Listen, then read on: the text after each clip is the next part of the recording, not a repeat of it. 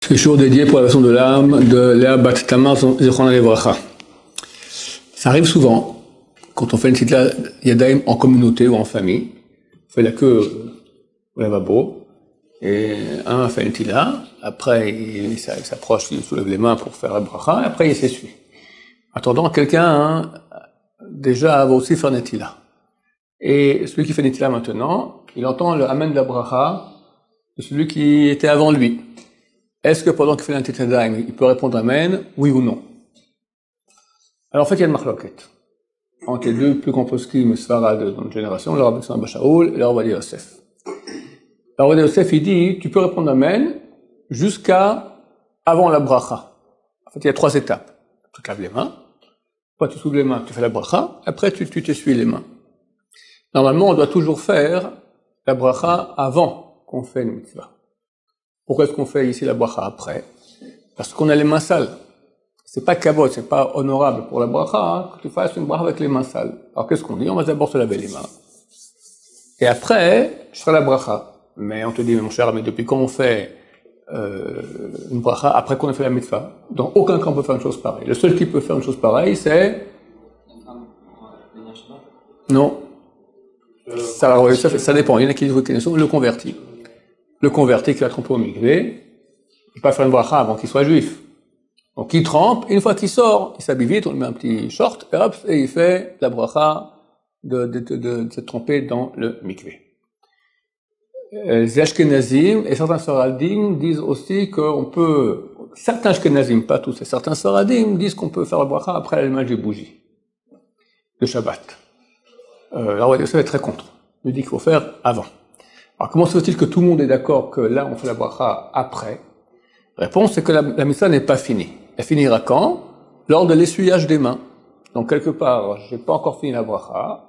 Donc, j'ai pas fini la mitzvah. Donc, je fais la bracha avant la fin de la mitzvah.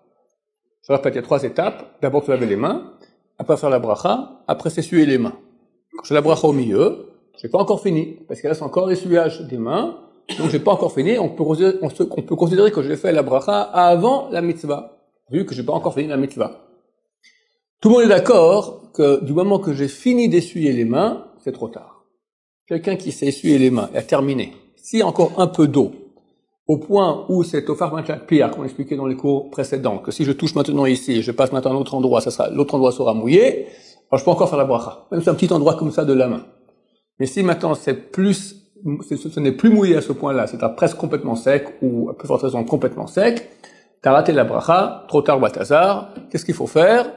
Le mieux, c'est de s'impurifier les mains, en touchant les chaussures, en se grattant les cheveux, en touchant les parties intérieures du corps, et refaire toute opération de A à Z, comme il se doit. Maintenant, je reviens à la question initiale. Si, pendant ces 3 opérations, se laver les mains, faire la bracha, s'essuyer, quelqu'un fait la bracha, soit une Sesdaim, ou un Shariatza, ou n'importe quoi, il y a un Kaddish. Enfin, je veux dire maintenant quelque chose de Kedusha. Parler pour rien, on n'a pas le droit. Et maintenant, il y a une très grande importance de répondre à une bracha ou un Kaddish. Et maintenant, je suis dans une situation où je dois répondre. Est-ce que je réponds oui ou non? Alors, le Rav Ovadia Yosef, il dit que tu peux répondre jusqu'au début de la 2e opération. Pourquoi? Parce que, en fait, ce qui est important, c'est la bracha, et après, quand tu finis la mitzvah, dès que tu fais la bracha, tu peux plus parler. Quelqu'un maintenant qui fait Amos Lachamim Haaretz, est-ce qu'il n'a pas encore mangé le pain? Est-ce qu'il peut répondre Amen à une bracha? En aucun cas. Il n'a pas le droit.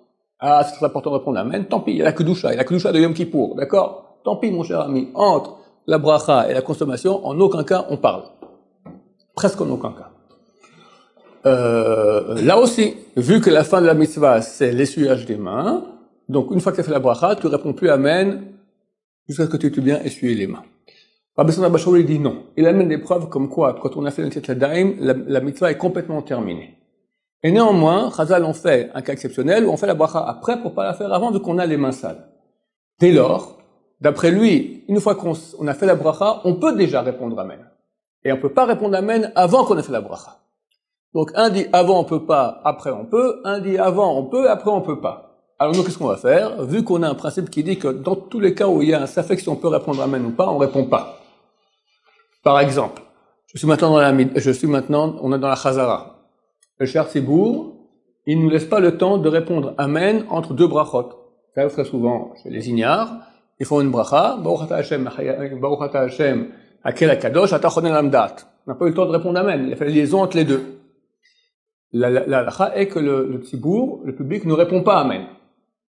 Et tant pis pour lui, toutes les brachot qu'il fera seront des brachot en vain. La halakha est comme ça. Le problème est qu'il répond, tu sais qu'il a une tendance à faire ça, et on a dit, Baruch ata Hashem Hakel HaKadosh, tu sais pas ce qu'il va commencer tout de suite, ata chonen lamdat ou pas. Tu n'es pas devin. Alors, tu réponds Amen, tu ne réponds pas Amen. C'est un problème. Si tu as un doute, tu ne réponds pas.